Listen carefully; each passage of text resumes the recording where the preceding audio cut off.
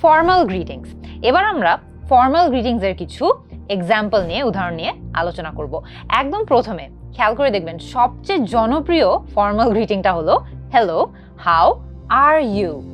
Hello, how are you মানে হলো আপনি কেমন আছেন।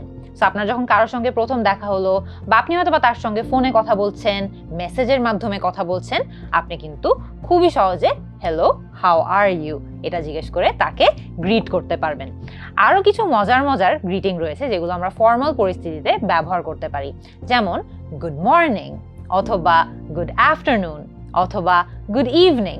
খেয়াল করে দেখবেন মর্নিং, আফটারনুন, ইভিনিং এটা শুনেই কিন্তু আমরা বুঝতে পারছি যে এটা সময়ের সাথে রিলেটেড। সো আপনি যখন সকাল থেকে দুপুরের আগ পর্যন্ত কাউকে গ্রিট করবেন, আপনি সবসময় গুড মর্নিং ব্যবহার করবেন। দুপুর থেকে সন্ধ্যা পর্যন্ত যখন কাউকে গ্রিট করবেন, আপনি কিন্তু তাকে গুড আফটারনুন বলবেন।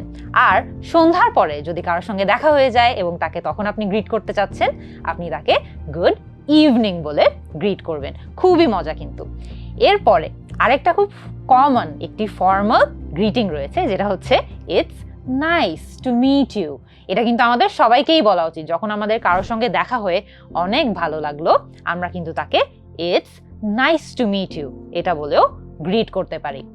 এবার আমার সঙ্গে 3 বার বলুন, nice to meet you, nice to meet you, nice to meet you.